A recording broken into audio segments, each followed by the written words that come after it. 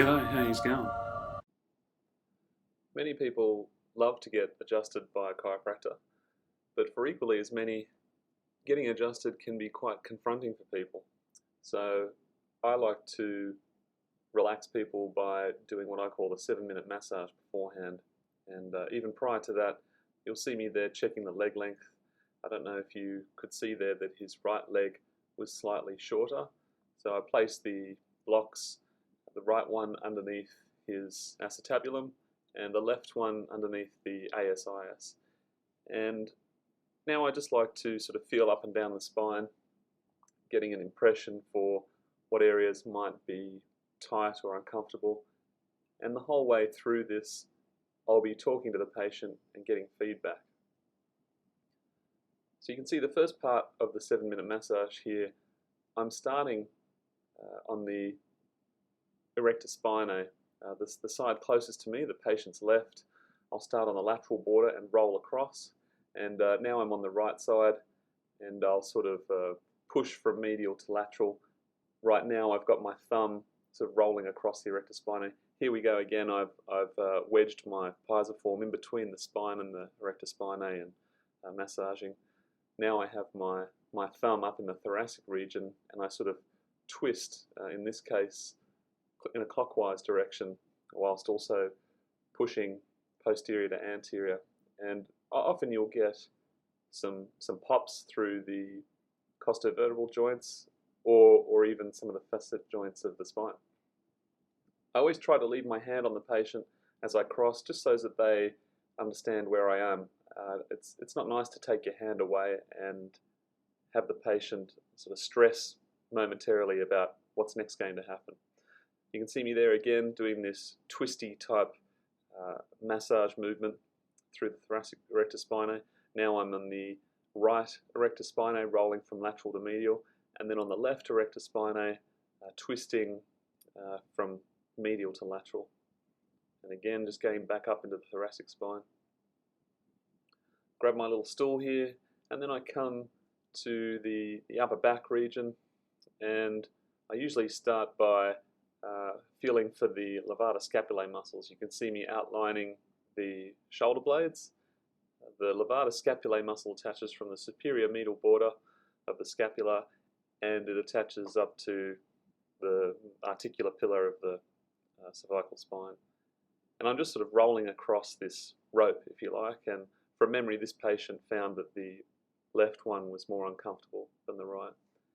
And I'm actually treating him today for headaches. He came to me suffering regular headaches, and after a course of around 6 to 8 sessions, followed by 6 weekly tune-ups, it seems to be managing the headaches. In fact, today he told me that he hadn't had any headaches over the last 6 weeks, but that on that particular day he felt one that was possibly coming on, so it was quite fortuitous that he was coming in to see me that day.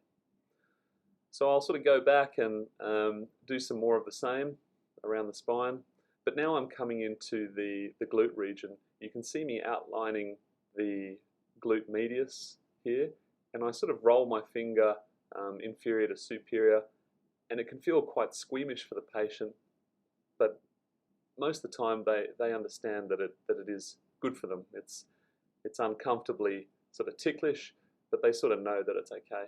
And then I'm again just rolling from inferior to superior there. Now I'm on the Piriformis. I just sort of roll lateral to medial and superior to inferior, just brush the glute a bit. Now I'm on the Glute Max. I'm not trying to do a full session of massage here. I'm just trying to butter him up in a sense, because it will make the adjustment process a lot more tolerable, particularly for those who are a little anxious about getting their back cracked, so to speak. Now I move across to the other side. You can see me rolling with my thumbs from inferior to superior along the glute med. It does go quite a fair bit around to the side of the body. This is mostly just palpation. You can see me doing a few brushes, and now I'm going to get stuck into him. Rolling from inferior to superior.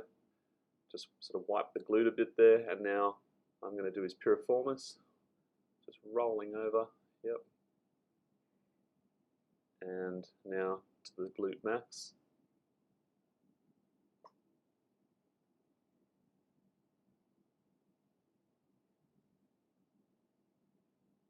Now I'm going to take the blocks out because he's been on there for 5 minutes or so.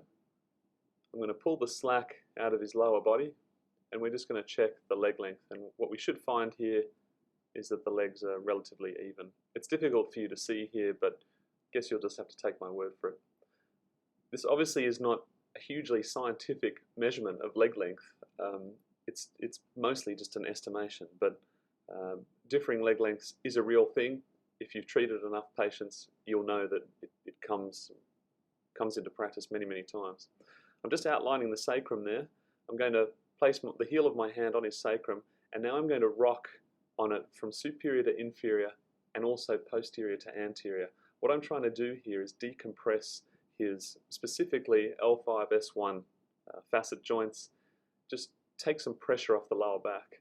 This particular patient has quite a stiff lower back, and whilst he was coming to me for headaches, I'm not going to ignore the fact that he's got a stiff lower back.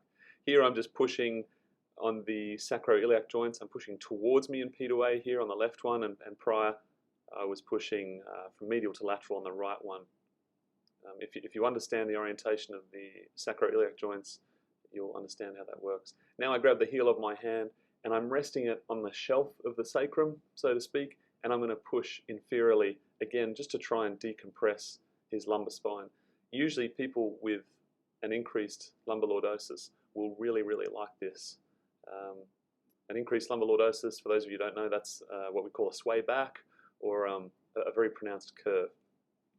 Here I'm feeling for the PSIS on the right side, and right about where the PSIS is right about where the L5 S1 Facet joint is. I just sort of nestle my thumb in there, my right thumb, and I reinforce it with my left hand, and again I just push inferiorly.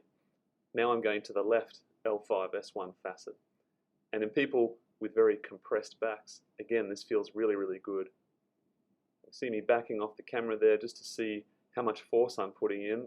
I'm in a fencer stance, trying to create quite a significant force, literally trying to push his lower body away from his spine. I just provocate. Again, this is all to try and loosen him up before I adjust him. I've come to the end of the massage really, at the time that I did the mobilizations. Now I just like to do a bit of a stretch through the quads. Sometimes this will bring on a little bit of lower back pain around about the facet joints, because we're in a sense extending the pelvis on the lumbar spine. But this patient here, he reported no discomfort in his lower back. I'll often test this beforehand to see as well. And that's it. From here I'd adjust him. Thanks for watching. Please subscribe to my YouTube channel. Yeah, thanks mate. Good on you.